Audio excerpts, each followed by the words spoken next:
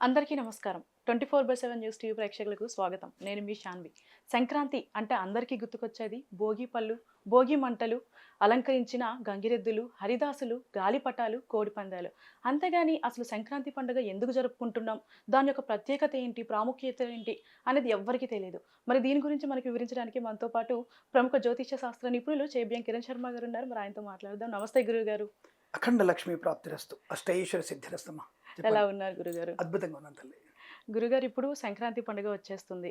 So మన తెలుగు వాళ్ళు family అందరితో కలిసి చేసుకునే ఒక పండుగ అంటూ ఉంది అని అంటే అది సంక్రాంతి పండుగ. కానీ సంక్రాంతి ఈ పండుగని మనం 3 రోజులు జరుపుకుంటాం. భోగి, సంక్రాంతి, కనుమ అని. ఎందుకు 3 రోజులు జరుపుకుంటాం? దీని యొక్క ప్రత్యేకత ఏంటి? ప్రాముఖ్యత ఏంటి? మంచి ప్రశ్న. అంటే దాదాపుగా ఏ ఒక్క వ్యక్తి కూడా అడగలేని ప్రశ్నలు అవి నిజంగా చెప్పాలంటే. అంటే మనకి ఈ సనాతన ధర్మంలో పండుగలన్నీ కూడా తప్పకుండా మనకి కాలగణంతో ఉంటాయి. మన పండుగలన్నీ కూడా ఏ పండుగ అయినా సరే కాలంతో ముడిపడి ఉంటాయి. అందులో ప్రత్యేకంగా సంక్రాంతి అనేది ఉత్తరాయణ దక్షిణాయన పుణ్యకాల సంధి అంటారు దీన్ని. అంటే ఎగ్జాక్ట్లీగా మనకి మన వాతావరణంలో వచ్చేటువంటి మార్పులని సూచించేది ఈ యొక్క సంక్రాంతి.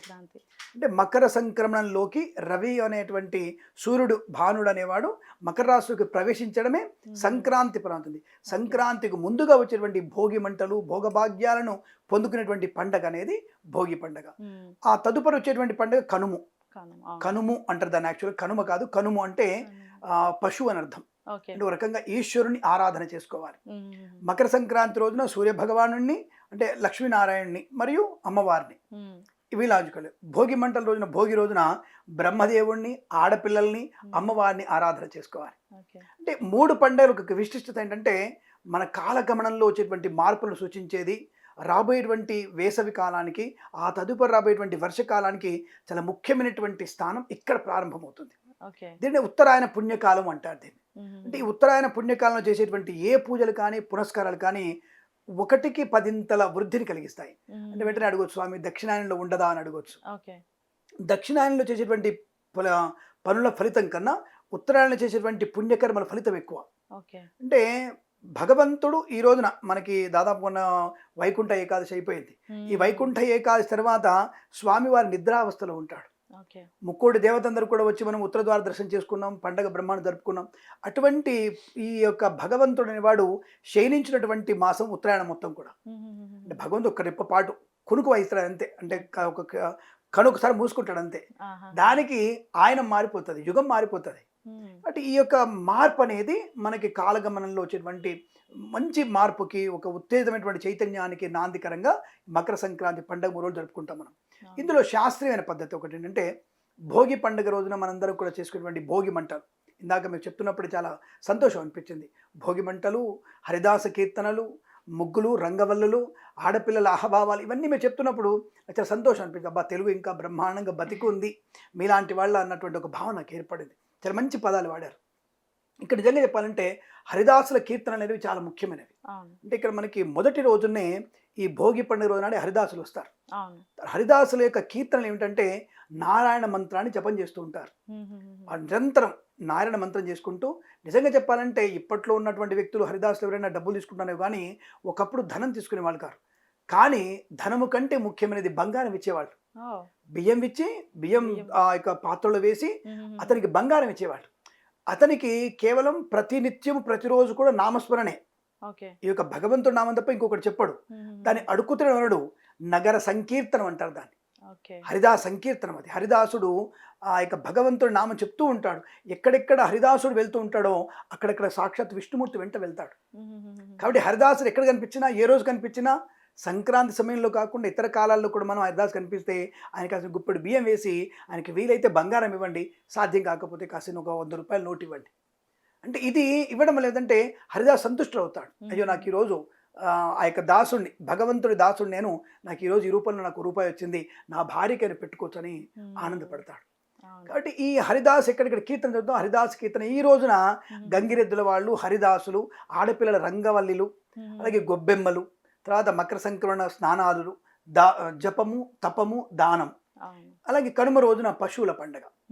ఈ 3 కూడా మనకి విస్తారమైనటువంటి పండగ వివరణ. ఒకరోజు సరిపోదు కాబట్టి 3 రోజులుగా విస్తరించారు.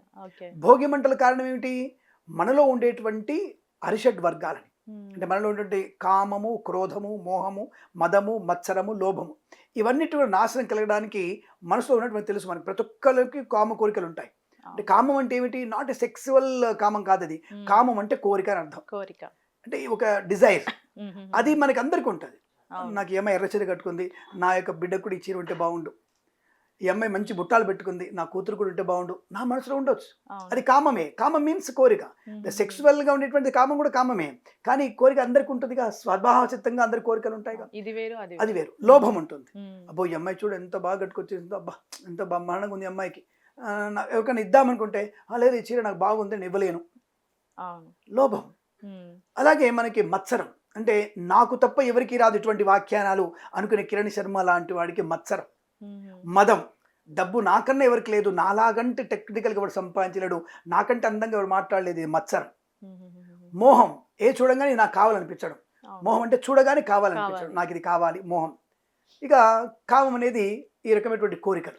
ఈ అరిషడ్ వర్గాలని కామ, క్రోధం మూడోది, ఆఖరిది కొంత కోపం. ఈ అమ్మాయి ఎందుకు లేట్ వచ్చావు, 3ంటికి రమ్మని చెప్పా కదా, ఎందుకు 4ంటికి వచ్చావు, ఇది క్రోధం. అంటే అవతల వాళ్ళ ప్రవర్తన ఏమిటి, అవతల వాళ్ళు ఎలాంటి ఇబ్బందులు ఉన్నారో తెలుసుకోకుండా మనం మాట్లాడడం, అవతల వాళ్ళ మీద అరవడం, చేతనైతే అంటే చేత కాకపోతే కొట్టడం కూడా ఇది క్రోధం లాంటిది. అవతల వాళ్ళ నాశనం కోరుకునేది క్రోధం.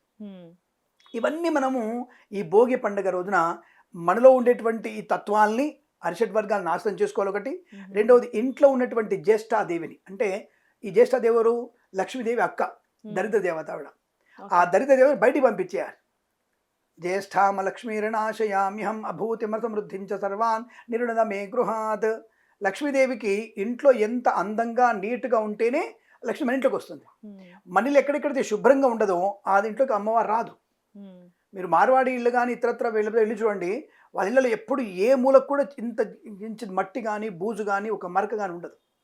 ఆ ఇంటిలో ఎక్కువ లక్ష్మీదేవి ఉంటుంది. మరి ఎందుకంటే అమ్మవారు చెప్తుంది జ్యేష్ఠామ లక్ష్మి నాశయామి, నేను అప్పుడు వస్తాను ఇంట్లోకి అని చెప్తున్నావిడ.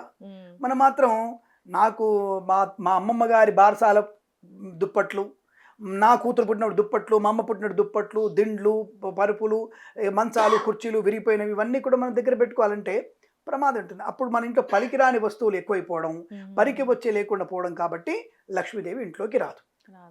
ఇక్కడ ఇదేమో శాస్త్రీయ పద్ధతి, అంటే వేదంలో చెప్పబడింది. మరి మనం వైజ్ఞానికంగా చెప్పాలిగా. ఇప్పుడంతా సొసైటీలో వైజ్ఞానిక కదా, సైంటిఫిక్ రీజన్ ఏంటంటే ఎక్కడెక్కడైతే నీకు చెత్త కుప్పలు ఏర్పడతాయి ఇంట్లో, దాంట్లో బ్యాక్టీరియా ఉత్పన్నం అవుతుందిగా. ఆ బ్యాక్టీరియా అనేది మనిషికి నీరసాన్ని, అనారోగ్యాన్ని, అలాగే మలబద్ధకాన్ని, నిద్రలేమితనాన్ని, అకాల భోజనాన్ని అనేక రకాలు కల్పిస్తూ ఉంటుంది. తినే పదార్థంలో పడతాయి, అవి నిలువ పచ్చళ్ళలో పడతాయి, బియ్యంలో పురుగులు ఉంటాయి. అంటే ఈ చెత్త వల్ల ఏమవుతుంది, పురుగులు బ్యాక్టీరియా పెరిగిపోతుంటాయి. దానివల్ల మనిషి ఏమవుతాడు, అనారోగ్యం పాలవుతాడు. 2 రకాల నష్టం కదా. ఒకటి రోగగ్రస్తులైన వాడు హాస్పిటల్లో ఉండాలి, లేదా రోజు నీరసంగా ఉండాలి. సంపాదించేవాడు నీరసంగా ఉంటే సంపాదన రాదు, ఖర్చు పెరుగుతుంది. 2 రకాల ఇబ్బంది ఏందిగా. అంటే అక్కడ లక్ష్మీదేవి ఎందుకు ఉంటుంది. కాబట్టి ఇలా మన వాళ్ళు ఇంటిని అందంగా ఉంచుకోగలిగితే మంచిది, లక్ష్మీదేవి ఉంటుందని చెప్పడానికి ఈ సైంటిఫిక్గా మీరు అడుగుతున్నటువంటి జన విజ్ఞాన వేగడుతున్నటువంటి సమస్య ఇదనమాట. ఇంటిని అందంగా పెట్టుకో, లక్ష్మి ఉంటుందని చెప్పడానికి ఇది ప్రత్యక్ష కారణం. ఇలా మన వాళ్ళు అందంగా చెప్పారు, నీ ఇంటిని అందంగా పెట్టుకో, ధూపం వెయ్యి, అగరబత్తులు పొగలు వెయ్యి, దీపం పెట్టుకో. అలాగే సంక్రాంతి ముందు ఇంట్లో అన్ని సామాన్లు కడిగి మళ్ళీ పెట్టుకోవాలి, తప్పకుండా పెట్టుకోవాలి. ఇక్కడ అందుకనే విరిగిపోయినటువంటి వాటిని ఏం చేస్తాం మనం, పడేస్తే అవి కుప్పలు తిప్పలు అయిపోతాయి కదా. కాబట్టి అప్పట్లో మనకి ప్లాస్టిక్ లేవమ్మా.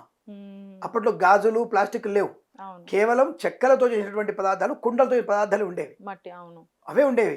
ఆ విరిపోయినటువంటి చెక్కలన్నీ కూడా వాళ్ళు టేకు చెక్కలు, మంచి మంచి గంధం చెక్క లాంటి మంచి మంచి చెక్క లాంటివన్నీ ఒక దగ్గర చేర్చి గ్రామ సహితంగా ఊళ్ళందరూ కూడా హోమం చేసేవాడు.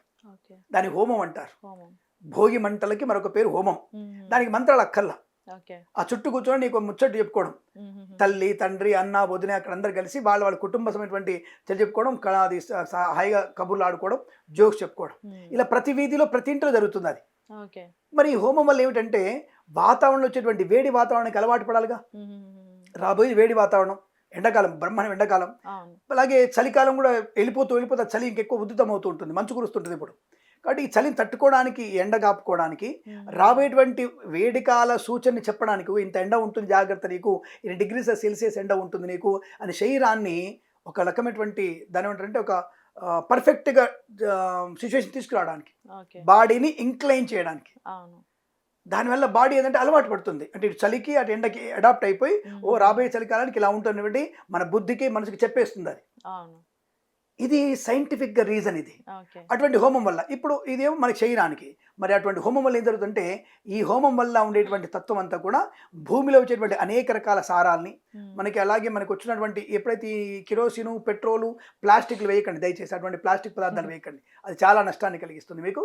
అటువంటి కాకుండా కర్రలు మాత్రం వేస్తూ మనం ఈ భోగి మంటలు పెడితే భోగి మంటల్లో కాస్త ఆవు నెయ్యి వేయాలి. ఆ పొగ అనేది మనకి గాఢమైన పొగ. అది గాఢమైన పొగ ఏంటంటే ఈ నెయ్యిలో వచ్చేటువంటి పొగ ఏంటంటే సాంద్రత ఎక్కువగా ఉంటుంది. వెళ్తూ వెళ్తూ నీటిని ఆవిరి తీసుకెళ్ళిపోతుంది. రేపు వచ్చే ఎండ ఈ పొగ ఆల్రెడీ పైకి వెళ్ళిపోతుంది, గాఢంగా ఉంటుంది. సముద్రపు నీరు, వేడి నీరు అంతా కూడా పైకి వెళ్ళి మేఘావృతం అవుతుంది. ఆ మేఘాలు కదిలిన తర్వాత కొంత అన్నీ ఒక దగ్గర కలిసిన తర్వాత జూన్ 18, 20 తారీఖు తర్వాత మనకు వచ్చేటువంటి వర్షాలన్నీ కూడా ఒక మంచి వర్షాలుగా పడతాయి. అంటే ఇది సామూహిక చేసిన వ్రతం. మరి ఇతర ఏ మతాల్లో ఎటువంటివి ఉన్నాయా? ఇతర ఏ మత, నా సనాతన ధర్మం కాకుండా ఇంకొక ధర్మంలో ఇటువంటివి ఉన్నాయా? నాకు చూపించండి ఎవరైనా సరే. ఇంపాసిబుల్. నువ్వు పశువులను కోసేయి, వాటి తలలు తీసేసేయి, వాటిని మసాలా కూర్చు, వాటి దట్టంగా బంధించు, శుభ్రంగా తిను. ఏదప్ప సనాతన ధర్మంలో ఎక్కడ చెప్పలేదే. సనాతన ధర్మంలో ప్రతిరోజు ప్రతి వస్తువుని కూడా, ప్రతి భావాన్ని కూడా మనం పూజ చేస్తాం. దేవుడికి చూస్తాం మనం. కరెక్ట్. ఒక ఆడపిల్లని కానీ, తల్లిని కానీ, చెల్లిని కానీ, అన్ని రకాలుగా పశువుని కానీ అందరికి కూడా ఒక దేవతలుగా చూస్తాం మనం. అటువంటిది సావాస దోషం వల్ల ఇటువంటి పెరిగిపోయింది. ఇప్పుడు చాలా మంది అంటారు బ్రాహ్మణుడు కూడా తింటున్నాడు కాబట్టి రేట్లు పెరిగిపోయాయి. ఆ బ్రాహ్మణుడు తినడానికి కూడా కారణం సావాస దోషం. అంటే సావాస దోషం అది. ఇప్పుడు ఆ వ్యక్తి ఉన్నాడు కెమెరామెన్, ఆ కెమెరామెన్ ఎప్పుడు కూడా మంచి మాటలు మాట్లాడుతూ నాతో వస్తామంటే బెద్దరు అనుకూలంగా ఉంటాం. ఆ వ్యక్తి వచ్చేసి పంతులు గారు ఏం పర్లేదు, పంతులు గారు 2 దమ్ములు కొట్టండి, 2 ముక్కలు తినండి, 2 చుక్కలు వేసుకోండి అంటే ఎలా ఉంటుంది? అది రోజు కలిసేవాళ్ళం. అంటే ఈ సావాస దోషం అనేది అవతల వాళ్ళ యొక్క స్థితిని బట్టి, మనకి సావాసాన్ని బట్టి మన యొక్క బుద్ధి మారుతూ ఉంటుంది. కాబట్టి మనం అందుకే అత్తవారి వీళ్ళ ఆడపిల్లకు కూడా జాగ్రత్త, నాన్న కొంత సావాసం కలిగాలన్న ఒక 6 నెలలు సంవత్సరం తర్వాతనే ఆ బాధకాలు చెప్పు మాకు, సాధక బాధకాలు. సంవత్సరం లోపు ఆడపిల్ల చెప్పినటువంటి మీ కూతురు ఎవరైనా అత్తవారింటికి వెళ్తే సంవత్సరం లోపు ఆవిడ చెప్పే కాంప్లైంట్స్ వినకండి మీరు. అది వింటే కాపురం నష్టం అయిపోతుంది. సంవత్సరం తర్వాత అప్పుడు వినండి, అప్పటికి ఏమి అడ్జస్ట్ అయిపోతుంది, వాళ్ళు ఈవిడికి అడ్జస్ట్ అయిపోతారు, ఒకళ్ళు తెలుసుకుంటారు. కానీ మనం ఇప్పుడు పెళ్ళైన 1 వీకే ఐ నీడ్ డైవర్స్. మా అత్తగారు నన్ను పొద్దునే 9కి లేపుతుంది, సార్ యువర్ ఆనర్ 9 o'clock మా అత్తగారు లేపింది నన్ను, లేదంటే అత్తగారు వచ్చేసి 4ంటికి లేపడం కావాలని. ఏదో రకమైనటువంటి ఇద్దరి మధ్యలో భేదాభిప్రాయాలు. సరే, ప్రస్తుత అంశంలో మనకి ఈ భోగి మంటల వల్ల మనకి అనేక వర్షాలు పడి మంచి పంట వృద్ధి పొంది భోజన సౌకర్యం పొందుకుంటే ఇది భోగి పండుగ రోజు. మరి సాయంకాలం మరి గురుగారు ఎందుకు ఈ రేగుపళ్ళు పిల్లల మీద వేస్తారు అనేటువంటి ప్రశ్న. అంటే బదరి అంటే రేగుపండు. బదరీ నారాయణుడు అంటారు వాటిని. బదరీ వృక్షం అంటే నారాయణుడి పేరు అది. ఆ నారాయణుడి యొక్క రంగుని, ఆ యొక్క వాటి వల్ల ఆమ్ల క్షారత అంటే బాడీలో ఉన్నటువంటి, మీరు చూడండి ఉప్పుని మనం సున్నిపిండిని ఒంటికి పెట్టుకోవడం వల్ల మంచి ఆరోగ్యం, షైనింగ్ బాగా ఉంటుంది. అవును. మెత్తడి కొద్ది ఉప్పుని కొద్ది సైంధవలనాన్ని కొద్ది నీళ్ళలో పసుపులో కలిపి అదే సున్నిపిండిలో కలిపేసి మనం ఒంటికి పెట్టుకోండి, వెరీ గుడ్ షైనింగ్ వస్తుంది. యాంటీ బ్యాక్టీరియా, అది చాలా యాంటీ బ్యాక్టీరియా. అలాగే మన యొక్క భోగి పండుగ రోజున మనము ఆవు మూత్రము, ఆవు పెరుగు, ఆవు పంచకంతో కలిపినటువంటి పదార్థం భోగి పండుగ తినడం కూడా చాలా మంచిది. ఈ తర్వాత మనకి సాయంకాల సమయంలో ఈ బదరీ వనంతో ఆ యొక్క రేగుపళ్ళని, తెల్ల నువ్వులు, అలాగే తెల్లావాలు, బియ్యము, చిల్లర కాయిన్స్ కలిపి ఈ 8-9 ఏళ్ల వయసు పిల్లల మీద వాళ్ళు చల్లుతూ వాళ్ళకి ఇంత ఏజ్ ఉన్న వాళ్ళ మీదనే వేయాలేమన్నా ఉందా గురు? అవును. అంటే అమ్మాయిలు అయితే రేస్ వల్ల కాకముందు అమ్మాయికి, అబ్బాయి అయితే 9 ఏళ్ల వయసు వరకు మాత్రమే. ఆ తర్వాత వాళ్ళలో మార్పులు వస్తాయిగా, శారీరక మార్పులు వస్తాయిగా, కాబట్టి ఆ తర్వాత వాళ్ళు చిన్నపిల్లలు కాదు, వాళ్ళు జ్ఞానవంతులే. 9 ఏళ్ల లోపల వరకు మాత్రమే ఇటువంటి ఈ భోగి పళ్ళు పోసుకోవడం ఆచారం. అంటే ఇలా పోయడం వల్ల ఏమైనా అంతరార్థం ఉందా? అదే పోతున్నా నేను. ఆ బదరీనారాయణుడి యొక్క ఆశీర్వచనాన్ని పొందుకొని పిల్లల్లో ఒక రకమైనటువంటి చైతన్యం, అదే అంటారు ఉప్పు మనం ఎలాగైతే సున్నిపిండి పెట్టుకుని చైతన్యమో, ఈ రేగుపళ్ళు, తెల్లవాలు, తెల్లనూలు వేయడం వల్ల వాళ్ళు అనేకమైనటువంటి చైతన్యవంతమైనటువంటి బుద్ధి కలుగుతుంది. ఒక ఫుల్ పాజిటివ్ ఎనర్జీ, సంవత్సరానికి సరిపడే పాజిటివ్ ఎనర్జీ కలుగుతుంది. అటువంటి పాజిటివ్ ఎనర్జీతో పిల్లల్లో చదువు, సమాజానికి హితమయ్యేటువంటి మాటలు మాట్లాడడం, వాళ్ళు ఆటిజం లాంటివి ఉంటే తొలగిపోవడం, బుద్ధిమాన్ తొలగిపోవడం, మంచి వక్తలుగా మారడం, మంచి విద్యావంతులుగా మారేటువంటి అవకాశం ఈ భోగి పండుగ రోజున పోసుకునేటువంటి భోగి పళ్ళకు ఉంటుంది. అలాగే ఈ భోగ భాగ్యాలు ఎందుకు పొందుకుంటాం అంటే, చాలా మంది అనుకుంటారు ఆ పండుగ వచ్చి అల్లుడిని వచ్చేసి కూతురు వచ్చేసి హాయిగా ఎంజాయ్ చేస్తాం, అదే భోగ భాగ్యం. కాదండి. ఈ భోగి పండుగ రోజున మనము అమ్మవారు, ఆండాళ్ళ అమ్మవారిని, గోదాదేవిని ఎక్కువగా పూజించాలి. ఆ గోదాదేవి అంటే అండాళమ్మ వారిని ఎక్కువ పూజించి అందుకే గోదా కళ్యాణం చేస్తారు. రంగనాథ అవును. గోదా కళ్యాణం జరుగుతుంది. బ్రహ్మాండమైనటువంటి రూపకాలు ఉన్నాయి, నాటికలు ఉన్నాయి, నృత్యాలు ఉన్నాయి. ఆ అవును. రోజు అమ్మవారికి అంగరంగ వైభవంగా వివాహం చేస్తారు. హుహుహుహు. గోదా కళ్యాణం అమ్మవారు తనకు తానుగా రంగనాథ స్వామిగా భావించి ఆ రంగనాథ స్వామిని వివాహం చేసుకునేటువంటి ప్రక్రియ పుట్టినప్పటి నుంచే. హుహు. ఈ అమ్మాయి గోదాదేవి పుట్టినప్పటి నుంచే కేవలం రంగనాథ స్వామి నా భర్త, ఆయన నా ప్రియుడు, ఆయన నాకు అన్నటువంటి భావన చెప్తున్నాను. ఓకే. అటువంటి భావనతో అమ్మాయి పెరుగుతుంది. అంతటి పట్టుదలతో ఆయనే స్వామిని వివాహం చేసుకుంటుంది. ఆ!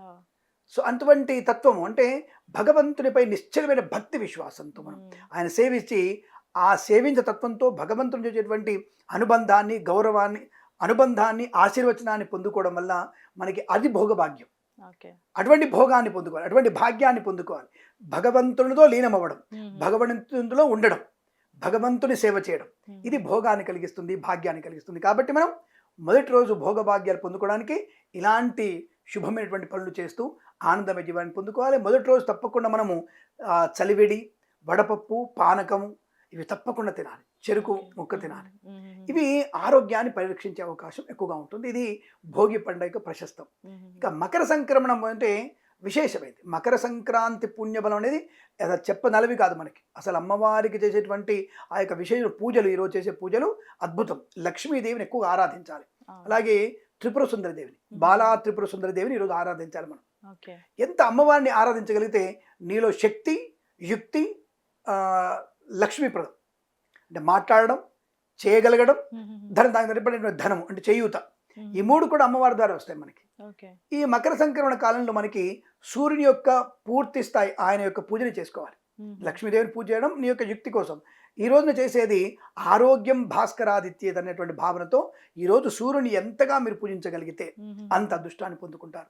మనకి 14/1/2025 శుక్రవారం రోజున ఉదయం 8:50 మకర సంక్రమణ పుణ్యకాలం ప్రారంభమవుతుంది. ఓకే. అంటే రవి అనేటువంటి భగవానుడు మకర రాశిలోకి ప్రవేశించేది హ్మ్. 14వ తేదీ ఉదయం 8:50 13 సెకండ్లకి సెకండ్‌లకి. ఆయనకి అందులోకి ప్రవేశిస్తాడు మకర రాశిలోకి. హుహుహుహు. అక్కడి నుంచి మొదలుపెట్టి సాయంకాల సమయం వరకు, సూర్యాస్తమయం వరకు పుణ్యస్నానాలు ఆచరించాలి. ముఖ్యంగా చేయాల్సింది నదీ స్నానం, జీవనదీ స్నానం. ఓకే. చెరువులో మునగడం కాదు. హ్మ్. నీళ్లు పారుతున్నటువంటి నీళ్ళలో మునిగితే హుహు. ఆరోగ్యవంతులు అవుతారు. ఓకే. ఈ పారుతున్న నదిలో వచ్చేటువంటి నీళ్ళు ఏమవుతాయంటే ఔషధీ తత్వాన్ని పొందుకొని ఉంటాయి. అటువంటి వాటిల్లో మునిగి లేవగానే 3 సార్లు ఆ సంకల్పం చెప్పుకొని, భాస్కర నీ యొక్క అనుగ్రహాన్ని పొందడానికి, సంపూర్ణమైనటువంటి దేహ ఆరోగ్యానికి, బుద్ధి విచక్షణకి, నా యొక్క మాట తీరికి, కుటుంబ సౌఖ్యానికి ఇటువంటి పుణ్య సంక్రమణ స్నానం చేస్తున్నాను, కాపాడుతండ్రి అని చెప్పేసి సూర్యభగవాన్ నమస్కారం చేసుకొని హాగే ఇంటికి వచ్చేసి ఇంటి బయట గుమ్మం ముందర మనం తప్పకుండా ఒక పొయ్యి పెట్టుకొని ఆ పొయ్యి పైన కొత్త కుండ పెట్టాలి. ఆ కొత్త కుండలో కొత్త బావి అంటే బావి నీళ్లు పాత్రను పోసి, ఆ పాత్రలో మన ఆవు పాలు పోసి, ఆవు పాలు బియ్యం వేసి, అంటే అన్నం ఉడికిన తర్వాత ఆవు పాలు పోసి పాయసాన్ని తయారు చేయాలి. ఆ పాయసం ఉడికేంత వరకు కూడా సూర్యకిరణాలు ఆయన మీద పడుతూనే ఉంటాయి. పడేట్టుగా ఉండాలి. ఇది ఇంటి బయట గుమ్మం ముందు. ఇంటి బయట గుమ్మం ముందు, ఓకే. వరండాకి మెయిన్ గేట్ లోపల, వరండా బయట, ఒకవేళ మెయిన్ గేట్ లేకపోతే బయటనే హుహుహు. వాకిట్లో కూడా చేసుకోవచ్చు. మనం ప్రతి సూర్యకిరణాలు ఇంట్లో పడేటట్టు. సంపూర్ణంగా పడాలి. హుహు. అది దివ్య ఔషధం. ఆ పరమాన్నమే దివ్య ఔషధం. ఔషధం. అందులో మీకు ఇష్టమైన కాజుపప్పు, కిస్మిస్లు వేసుకోవచ్చు. శుభ్రంగా దాని మీద మంచి పాయసం తయారు చేసుకొని ఇంటిల్లిపాలు శుభ్రంగా తినాలి దాన్ని. ఓకే. ఎక్కడ అంటే ఎవరింటి వాళ్ళు తినేసేయాలి దాన్ని. హుహు. అది ఎంత మనం ఆవు పాలు క్షీరాన్ని తింటామో అంతటి ఆరోగ్యం మీ సొంతం. హుహు. నువ్వు ఏ మాత్రలు వేసుకోక్కర్లేదు, షుగర్లు అక్కర్లేదు, బీపీ మాత్రలు అక్కర్లేదు, నీకు ఏ మాత్రలు అక్కర్లేదు. బ్రహ్మాండు అది ఔషధ, అమృత ఔషధం అది. హుహు. ఆ సూర్యునికి సమర్పణ చేసి, ఆ సూర్యునికి యొక్క ప్రీతి కొరకు స్వామి నువ్వు ఇచ్చిన ప్రసాదాన్ని పూజ అని చెప్పేసి ఆ కొత్త కుండలో చెరుగడతో కలపాలి దాన్ని, గంటలతో కాదు. హుహుహు. కొత్త కుండలో కూడా చెరుగడతో దాన్ని కలిపి ఆహారాన్ని చెరుగడతో వడ్డించుకోవాలి శుభ్రంగా. ఓకే. ఎంత అందంగా ఉంటుందో అసలు, చాలా అసలు నోరు ఊరిపోతున్న అటువంటి దివ్యమైనటువంటి పదార్థం అది. అవును. మన తేనె బెల్లం వేసుకొని ఆ యొక్క మనకు ఆ యొక్క ప్రసాదాన్ని తింటే అద్భుతమైనటువంటి రుచిగా ఉంటుంది అది. అదే ప్రసాదం. ఇది మకర సంక్రమణ రోజున స్నానము, ఆ స్నానం దానము, తిలదానము, వస్త్రదానము, వ్యసనకర్ర దానము, సువర్ణ దానము, వస్త్రదానము, బియ్యము దానము. వీలైతే ఆ నదీ తీరంలోనే స్నానం చేసిన తర్వాత అక్కడ మీరు పిండ ప్రదానం కూడా చేసుకోవచ్చు. అవును. మన అదృష్టం కొద్ది ఈసారి పుణ్య సంక్రమణ కాలంలో కుంభమేళా కూడా స్టార్ట్ అయింది. అవును. మహాకుంభమేళ కూడా స్టార్ట్ అయింది. ఆ దేవుడి దయ మనకు ఉన్నటువంటి భాగ్యం. ఇప్పుడు ఆ సమయంలోనే గంగే చ యమునే కృష్ణే గోదావరి సరస్వతి నర్మదే సింధు కావేరి జలేస్మిన్ సన్నిధింకురు అన్నటువంటి ఈ శ్లోకాన్ని చెప్పుకొని 3 మునకలు వేసి ఆ నదీ తీరంలో కూర్చొని, మనకేళ్ళ తల్లిదండ్రులు కానీ ఎవరైనా గతించినట్టయితే వారికి తర్పణాలు వదిలిపెట్టుకొని పిండ ప్రదానం చేసి చిన్న చిన్న అంటే ఒక్కొక్క మెతుకు పిండం కూడా పెట్టవచ్చు మనం. అంటే జమ్మి ఆకు నుంచి గుమ్మడికాయతో పెట్టవచ్చు పిండం మనం. ఓకే. జమ్మి ఆకు ఇంతే ఉంటుంది, ఇంతే ఉంటుంది. అంటే చింత ఆకులా ఉంటుంది. అవును. ఆ శమీపత్ర ప్రమాణం నుంచి కూష్మాండం వరకు మనం పిండ ప్రదానం చేసుకోవచ్చు. మన ఇష్టం. కాబట్టి మనం జమ్మి ఆకులాగా 2 మెతుకులు 3 మెతుకులు అక్కడ పెట్టేసి చనిపోయిన వాళ్ళ అమ్మ నాన్న తాత వాళ్ళ యొక్క నాన్న ఎలా వాళ్ళ పేరు చెప్పుకొని తర్పణం వదిలిపెట్టేసి ఆ పిండాన్ని నీళ్ళలో వదిలిపెట్టేసి నమస్కారం చేసి అక్కడ బ్రాహ్మణుడికి నీకు తోచిన పదార్థం, నీకు ఇష్టమైన పదార్థం వదిలేసి ఒక విసనకర్ర, ఇంత వస్త్రము, రూపాయి బిళ్ళ ఆయనకిచ్చి నమస్కారం చేసుకొని ఇంటికి వచ్చి ఇప్పుడు చెప్పినట్టుగా కుండలో పాయసం వండుకొని మధ్యాహ్నం సమయంలో భోజనం చేసి హాయిగా పిల్ల పాపలతో రంగోలి ఆడుకుంటూ ఇవాళ జూదం కూడా ఆడాలి. జూదం చెప్పేది అయ్యో జూదం మనకి ఈ ఈ పండగలో జూదం ఉంది దానికి. అంటే గతం నుంచి చేస్తూనే ఉంటారా? అనాది నుంచి జూదం ఆడొచ్చు, జూదం తప్పకుండా ఆడాలి మనం. అంటే అలా అని చెప్పేసి డబ్బులు పెట్టి ఆడే జూదం కాదు, పోటీ కోసం జూదం ఆడండి. ఎవరు ఆడతారు ఇక్కడ? బావ మర్దళ్ళు, అన్నా వదినలు, అంటే వీళ్ళు అంటే వరుసలుగా చూసుకొని ఒక రకంగా పరాచికలు ఆడేటువంటి వ్యక్తులు ఆడుతూ ఉంటారు. ఇట్లా ఆడినప్పుడు ఏంటంటే ఒక పోటీ, ఒక కబడ్డీ ఆడు లేకపోతే ఇంకోటి ఆడు, చెస్ ఆడు, జూదం తప్పకుండా ఆడాలని చెప్తారు ఇక్కడ. జూదం తప్పకుండా ఆడాలి మనం. ఆ జూదం ఆడడం వల్లనే మనకి ప్రయోజనం ఎక్కువగా ఉంటుంది. ఇలా ఏంటంటే ఎందుకు జూదం ఆడాలి అనే ప్రశ్న అంటే గెలుపోటములు సహజమైనటువంటి కుటుంబాలు తెలవడం కోసం. గెలుపోటములు సహజమే, అన్న ఓడిపోతే తమ్ముడు బాధపడు, తమ్ముడు ఓడిపోతే అన్న బాధపడకూడదు, ఎవరు గెలిచినా అందరికి గెలిచినటువంటి భావనని కలిగించడానికి అనేక రకాల పోటీలు పెట్టుకుంటూ వాళ్ళు గెలవడానికి ఓడిపోవడానికి అలాంటి యోగాలు జరుగుతూ ఉంటాయి. అందుకే కుటుంబం మొత్తం కలిసి హ్యాపీగా చేసుకునే పండుగ ఒకటి ఉందంటే అది సంక్రాంతి మాత్రమే. అందులో 3 రోజులు చేసుకునే పండుగ. భోగి రోజు భోగభాగ్యాన్ని అనుభవించి, సంక్రాంతి రోజు పితృదేవతల ఆశీర్వచనాన్ని, సూర్యభగవాన్ని అనుగ్రహాన్ని, ఆరోగ్యాన్ని పొందుకొని జూదమాడి అందరూ అలసిపోయి ఆనందంగా సాయంత్రం తెల్ల ఆవాలతో కారపప్పులు ఉంటాయి మనకి, చాలా మంచివి అవి. అసలు ఒంటికి తెల్ల ఆవాలతో పదార్థం ఇది నిన్న ఇవాళ అంటే భోగి పండుగ రోజున సంక్రాంతి రోజున తెల్ల ఆవాలైనటువంటి బెల్లము, తెల్ల ఆవాలైనటువంటి కారపప్పలు తప్పకుండా తినాలి. రేపు తెల్ల బెల్లపు ఉండలు అంటే ఉండలు దొరుకుతాయి, అది తినాల్సిందే. ఇలా మనకి ప్రతిరోజు కూడా ఆనందంగా గడిపేటువంటి శుభ ప్రక్రియలు శాస్త్రీయమైనవి, శాస్త్రోక్తమైనవి, వైజ్ఞానిక పరంగా కూడా ఈ పండుగలు జరుపుకునేటువంటి ఒక మంచి యోగాన్ని పొందుకునే అవకాశం. కొత్త కుండలో అన్నం అనేది జీర్ణ ప్రక్రియని బాగు చేస్తుంది. చెరుకుగడ అనేది నీలో ఉన్నటువంటి జఠరాగ్నిలో ఆకలిని ఎక్కువగా ఉద్ధృతపరుస్తుంది. అలాగే ఈ ఆవు పాలు అనేవి చర్మ సౌందర్యానికి కారణం అవుతుంది. అన్నం అనేది పవిత్రమైనటువంటి ప్రసాద భావన ఉంటుంది. అంటే ఒక్కొక్కటి ఒక్కొక్క ఆరోగ్యప్రదమైనటువంటి వస్తువులు మనం తింటాం. బెల్లము ఎప్పుడు తిన్నా మంచిది, అది మీకు బెల్లపు టీ కానీ, బెల్లపు కాఫీ కానీ, బెల్లపు అన్నం కానీ ఎప్పుడు తిన్నా మీకు ఆరోగ్యానికి ఆయుష్ పెరగాలంటే బెల్లపన్నం తినాల్సిందే మీరు. అది విశేషమైన లాభం. ఇది వైజ్ఞానికమైన పండగ. అందుకే తెల్లవాళ్ళు ప్రతి దాంట్లో తెల్లవాళ్ళు ఇస్తారు. పాయసంలో తెల్లవాలేయచ్చు, పులిహోరలో తెల్లవాలేయచ్చు, పోపులో తెల్లవాలేయచ్చు, కారపప్పులో తెల్లవేయండి, బెల్లంతో కలపండి. ఎక్కడైనా ఇమిడిపోయే పదార్థం తెల్లవాలు. ఇది పెట్టడం వల్ల 9 ఏళ్ల పిల్లని చెప్పాం కదా, 8 ఏళ్ల పిల్లవాడికి, 8 ఏళ్ల పిల్లవాడికి బుద్ధి అలా వయసు వచ్చినటువంటి భేదాలన్నీ కూడా తెలిసిపోతాయి వాడికి. ఆడపిల్ల ఒకవేళ రజస్వల అయితే ఆరోగ్యాన్ని కలిగిస్తుంది. ఇంతటి కూడా అర్థాలు దీంట్లో. కాబట్టి ఆ పదార్థాన్ని బెల్లము నువ్వులు ఎక్కువ పెడుతుంటారు. ఆ పిల్లలైతే తినలేక నాకు వద్దు అంటుంటారు, పెడుతూ ఉంటారు. అందుకే అన్ని పదార్థాలు కలుపుతారు వాళ్ళు. మన పద్ధతులన్నీ సైన్స్ కి ముడిపడి ఉన్నాయి, ఆరోగ్యానికి ఎంత బ్రహ్మాండమైనటువంటి ముడిపడి ఉన్నాయి. అంటే రజస్వల అయ్యే పిల్లకి శరీరంలో చాలా మార్పులు వస్తాయి. ఆ మార్పు తట్టుకోవాలి, కడుపు నొప్పి వస్తుంది, అనవసరంగా రజస్వలు అవుతుంటుంది, ఏది అర్థం కదా అమ్మాయికి. ఇవన్నీ ఆరోగ్యవంతమైన చూడడానికి చిన్న తిల్లావాలి కానీ ఎంతో ఆరోగ్యాన్ని కలిగిస్తాయి. కాబట్టి మంచి ప్రయోజనాన్ని కలిగించేటువంటి మన పండుగలు. రెండవది, ఇక మూడవది మన ముఖ్య కనుమ పండుగ. ఈ కనుమ పండుగ అనేది మనకి అదృష్టాన్ని కలిగించేదే, ఈశ్వరుణ్ణి పూజించడానికి పనికొచ్చేది. మనకి ఎద్దులు ఉన్నాయి. అంటే ఎద్దు అంటే ఎవరు? వృషభం, అంటే ఈశ్వరుని యొక్క వాహనం, నందీశ్వరుడు ఆయన. తర్వాత ఆవు, గోమాతలు ఎప్పుడు పూజిస్తుంటాం మనం. ఇతరత్ర మేకలు కూడా పూజిస్తారు వాళ్ళు, మేకలు కూడా పూజించాలి వాళ్ళు, అంటే పశువులని పూజించాలి. కాబట్టి ఈ రోజున కనుమ రోజున తప్పకుండా మనకి పశువుల్ని ఎంతగా మనం పూజించగలిగితే అంత ఐశ్వర్యాన్ని పొందుకోవచ్చు. ఎందుకంటే శ్రమకి మరొక రూపమే ఎద్దులు, ఆవులు. మనకి ఇంత అన్నం తింటున్నామంటే, ఇంత ఆరోగ్యంగా ఉన్నామంటే, నడుస్తున్నామంటే మనకి ఖచ్చితంగా మనకి ఆవులు ఆ దుక్కి దున్నడం వల్ల, ఆ యొక్క నాట్లు వేయడానికి, ఆ దుక్కి దున్నడానికి పనికొచ్చాం. ఇప్పుడంటే నీకేదో ట్రాక్టర్ వచ్చింది కానీ అంతకుముందు ట్రాక్టర్లు ఏం లేవు కదా, పశువులు మాత్రమే చేసిన పని. ఆ పశువులని పూర్తిగా దైవతా స్వరూపంగా భావించి ఆ యొక్క ఎద్దుకి గిట్టలు కొమ్ములు ఉంటాయి, కొమ్ములకి బంగారు తొడుగులు దొరుకుతారు వాళ్ళు. బంగారు తొడుగులు దొరికి కాళ్ళకి కూడా పసుపు రాసేసి ఆ గిట్టల్ని శుభ్రం చేసేసి ఆవుని శుభ్రంగా కడిగి, అలాగే వాడికి పూలమాల వేసి వస్త్రాలు వేసి వాటికి ఇష్టమైన పదార్థాన్ని బ్రహ్మాండంగా మనిషి అలా తింటున్నాం అలా చెప్తాడు. కొంతమంది అయితే మనకి ఈ మార్వాడి అందరూ చేసి ఆ, ఈ రుద్రమంత్రాలతో నమక చమకాలతో పూజిస్తారు. ఓకే.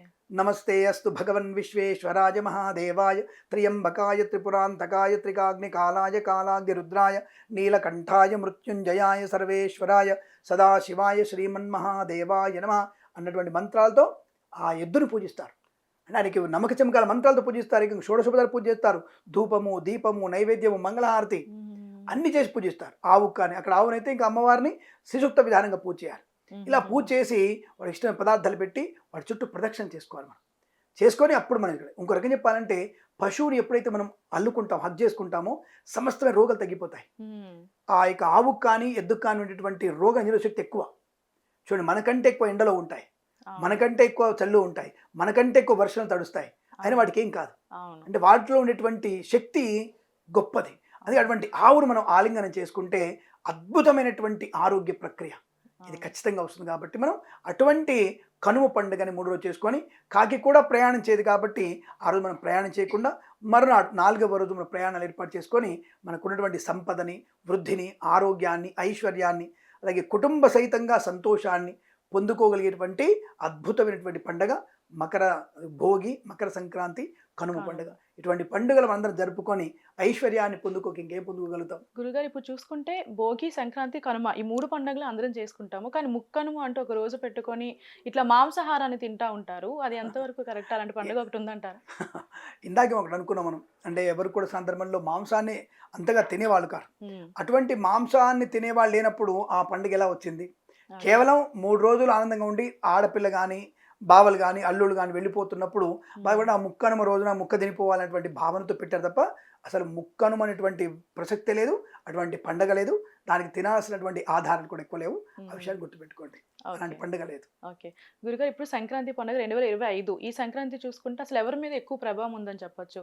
అంటే ఎవరికి మేలు జరుగుతుంది, ఎవరికి కీడు జరుగుతుంది అంటే? ఒకటి, అసలు మేలు జరగడానికి కీడు జరగడానికి ఎవరికి ఉండదు అన్న. అసలు ఈ రాష్ట్రాల వారికి మంచిది చెడ్డ అనేది ఈ చెప్పడే జ్యోతిష్కులందరూ కూడా ఎలా తయారయ్యారంటే ఆ రాశికి భావం చెప్పినప్పుడే ఎక్కువ వ్యూస్ వస్తాయనే భావన కావచ్చు. కానీ సో ఇటువంటిది ఏముండదు. మకర సంక్రమణం అనేది అంటే మీరు అన్నట్టుగా మకర రాశిలోకి ప్రవేశిస్తున్నాడంటే ఎవ్రీ ఇయర్ ప్రవేశిస్తారు ఆయన.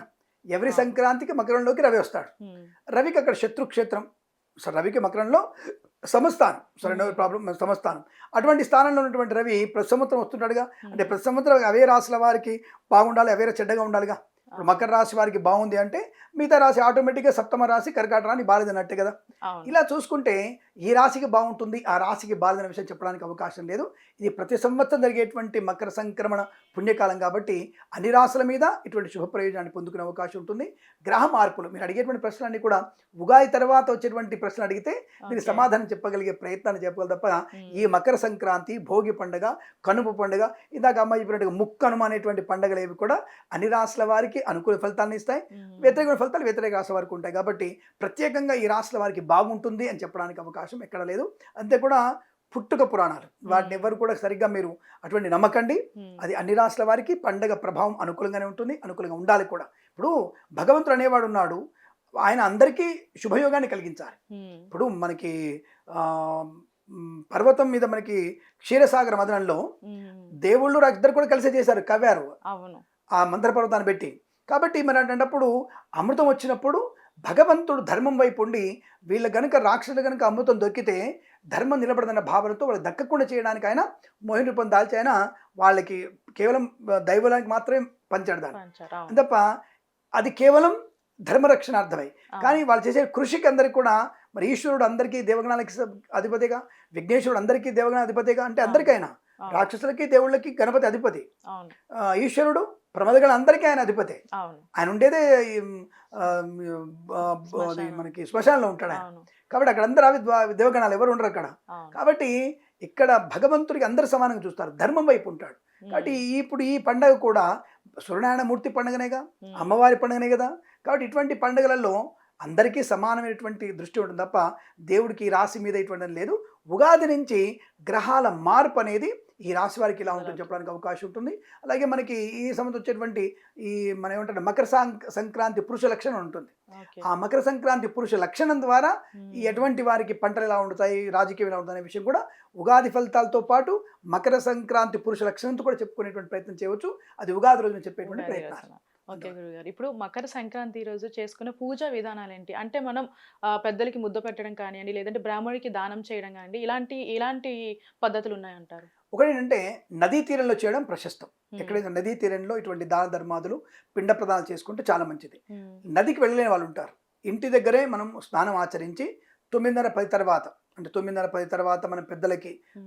పెద్దల కోసం అంటే గతించిన వారికి పిండ ప్రదానం చేయడం. హ్మ్. అలాగే ఎవరికైనా బీదవాళ్ళకి కూడా ఇప్పుడు నేననేది బ్రాహ్మణులకి దానం అని చెప్పలేదు ఇక్కడ కూడా. అవును.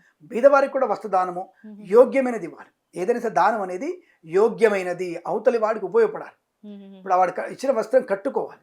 ఇచ్చినటువంటి పదార్థం తినే ప్రయత్నం చేయాలి. అవును. తనకిచ్చిన పదార్థం ఇంటికి తీసుకెళ్ళి భార్యాభర్తలందరూ కలిసి తినగలిగే పదార్థం ఇవ్వాలి. ఏదో పురిగిపోయినటువంటి బియ్యము, మరిగిపోయినటువంటి చినిగిపోయినటువంటి వస్త్రము, హ్మ్. ఇంట్లో ఎప్పుడో మన తాతమ్మ కాలం లాంటి ఒక వస్తువు తీసుకొచ్చి ఒక మంచం తీసుకొచ్చి ఇవ్వడం కాదు. ఇవ్వగలిగితే యోగ్యమైనది, అవతలి వాడికి ఉపయోగపడేటువంటి వస్తువు దానంగా ఇచ్చే ప్రయత్నం చేయాలి. ఇటువంటి పుణ్యకాలాలు ఇచ్చేటువంటి దానం అద్భుతమైన ఫలితాన్ని కలిగిస్తుంది. మనకి ఏదైతే మనకి లేదన్న మన భావన ఉందో అది మనకు కలిగిస్తుంది. కలిగిస్తుంది. ఏదైతే నువ్వు పాడైపోయింది ఇచ్చావో నీ మనసులో పాడైపోయిన భావన ఉందిగా అది నీకు 10 ఇంతలు వస్తుంది. అవును. కాబట్టి యద్భావం తద్భవతి. కాబట్టి ఆ సమయంలో పుణ్యనది స్నానం తర్వాత కానివ్వండి, ఇంటి దగ్గర స్నానం ఆచరించి కానివ్వండి, పిండ ప్రదానం చేసుకోవడం కానివ్వండి, దాన ధర్మాలు ఇంటి దగ్గర కూడా చేసే ప్రయత్నం చేయాలి. ఎవరిని పూజించాలంటే హ్మ్. భోగి రోజున మహాలక్ష్మిని పూజించాలి. సంక్రాంతి రోజున సూర్యనారాయణమూర్తిని పూజించాలి. హ్మ్. మూడవ రోజు పశువుల్ని పూజించాలి. ఇందాక చెప్పుకున్నాం. అదేవిధంగా పూజించే ప్రయత్నం చేస్తూ ముఖ్యంగా మనకి ఆండాళ్ళమ్మవారిని అంటే గోదాదేవిని, రంగనాథ స్వామిని ఎక్కువగా పూజించండి 3 రోజులు. అద్భుత ప్రయోజనం. లక్ష్మీదేవిని ఆరాధించండి. మీ ఇంట్లో స్థిర లక్ష్మి ప్రాప్తి ఉంటుంది. అదే ఖచ్చితంగా విశేషం. గురుగారు. కాబట్టి మీ అందరూ కూడా అటువంటి పండగ శుభయోగాలు పొందాలని కోరుకుంటూ సమస్త సన్మంగళాని భవంతు. ప్రేమతో మీ కిరణ్ శర్మ. గురుగారు.